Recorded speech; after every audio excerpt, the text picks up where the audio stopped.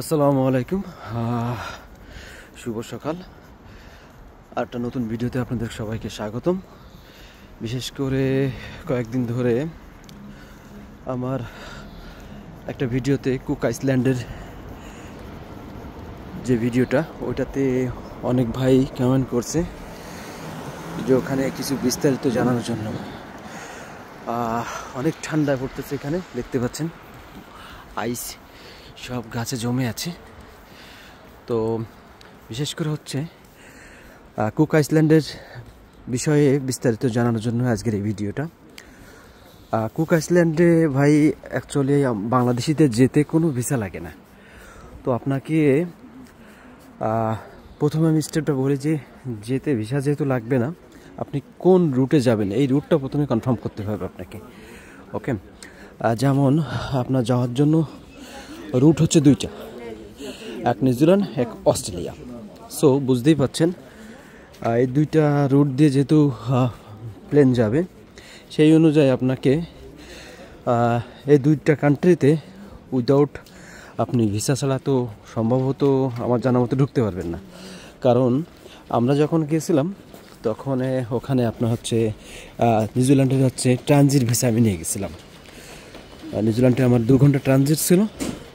আমি transit visa apply করে transit visa নিয়ে আমি কুক আইসল্যান্ডে গেছিলাম। তো সেই ক্ষেত্রে আপনাদেরকে এটাও চিন্তাভাবনা করে দেখবেন, কারণ অনেক দূরের একটা রাস্তা। দেখেন টেবিল পর সব বরফ জমে আছে। তো অনেক দূরের একটা রাস্তা, যদিও আপনারা যেতে চান একটু ভালোভাবে সব বুঝে শুনে যোগাযোগ করে ভালোভাবে মানে প্রিপারেশনটা খুব সুন্দরভাবে নেবেন, যাতে মাঝ রাস্তায় যেয়ে আপনাকে রিটার্ন না করে।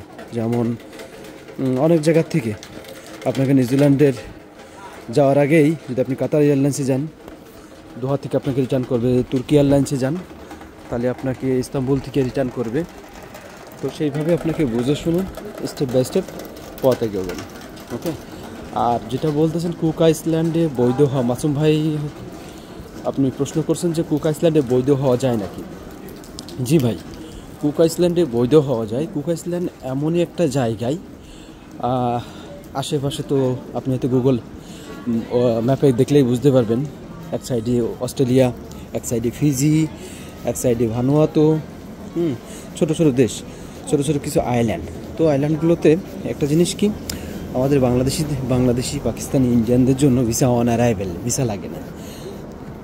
আগামী আরেকটা ভিডিও হয়তো দেখতে পারবেন, আমি হচ্ছে আপনার ফলকল্যান্ড যাচ্ছি। কেউ বলে ফলকল্যান্ড, কেউ বলে ফালকনল্যান্ড, কেউ বলে ফাকল্যান্ড। এটা হচ্ছে ব্রিটিশের ইউকের একটা অন্তর্ভুক্ত একটা কান্ট্রি, আইল্যান্ড। এটা হচ্ছে আর্জেন্টিনার একটু সাইডে পড়ছে। আর্জেন্টিনার একটু সাইডে এই কান্ট্রিটা পড়ছে। তো সেটা হচ্ছে আমি সম্ভবত 20-22 তারিখে যাব, কারণ আমি হচ্ছে গ্রিসে ঢুকবো। গ্রিস থেকে ঢোকার পরে আমি এসে আপনার কমপ্লিটলি রিটার্ন আসবো, ওখান থেকে রিটার্ন আসবো। তারপরে যাক 20-22 তারিখে আপনারা দেখবেন আমাকে যে আমি ফলকন আইল্যান্ডে আছি। তো ওটাও এমন একটা জায়গা, ওখানে যাওয়ার জন্য আপনাকে ইউকে অ্যাম্বাসির মানে লন্ডন ইংল্যান্ড অ্যাম্বাসির পারমিশন নিতে হয়। পারমিশন ছাড়া ওখানে মানে আপনার হচ্ছে এন্ট্রি পারমিট নেওয়া লাগে। ওখানে কোনো বিশাল জরুরত নাই, এন্ট্রি পারমিট হলেই আপনি ফলকন আইল্যান্ডে যেতে পারেন। ফলকন আইল্যান্ডে এমন একটা জায়গা, দেখেন আমি পৃথিবীর কিছু আনকমন কান্ট্রিতে যাই এবং ঘোরাঘুরি করে, যেমন ক্যাফে বার্দে গেছি। ক্যাফে বার্দেতে যাওয়ার পরে যতটুকু শুনছি যে হচ্ছে আপনার হচ্ছে নাই বললেই চলে। হ্যাঁ,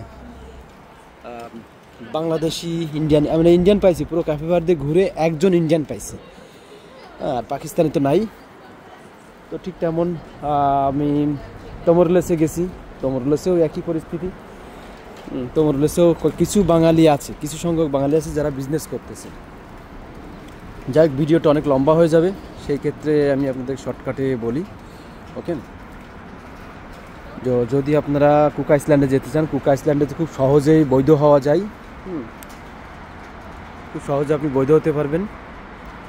আর কুক আইসল্যান্ডে ভালো ভালো কিছু কোম্পানি আছে। অ্যাভারেজলি কুক আইসল্যান্ডের A to Z আপনার হচ্ছে মেনটেন্স করে হচ্ছে নিউজিল্যান্ড অন অস্ট্রেলিয়া। নিউজিল্যান্ড এবং অস্ট্রেলিয়া এটার সব মানে A to Z। কুক আইসল্যান্ডের বাসিন্দারাও আপনার নিউজিল্যান্ড চলাফেরা করে আর অস্ট্রেলিয়া যাওয়া আসা করে। আর অস্ট্রেলিয়ার বেশি বড় বড় কোম্পানিগুলো কুক আইসল্যান্ডে আছে। তো সেই ক্ষেত্রে আপনারা যদি যান যেতে পারেন। তারপর আমার কথা ভিত্তি করে না, আপনারা নিজে চিন্তাভাবনা করে বুঝে যান। আর যদি কোনো আর কিছু জিজ্ঞাসা করার থাকে তাহলে অবশ্যই আপনারা ভিডিওতে কমেন্ট করেন, আমি আপনাদেরকে জানাই দিব। তারপরেও বিভিন্ন দেশের সম্বন্ধে যদি আমি যেসব দেশগুলোতে গেছি সেই সব দেশগুলোর সম্বন্ধে যদি কিছু জানার থাকে অবশ্যই প্রশ্ন করবেন, আমি আপনাদের উত্তর দেওয়ার চেষ্টা করব। তো আশা করি সবাই ভালো থাকবেন। আসসালামু আলাইকুম।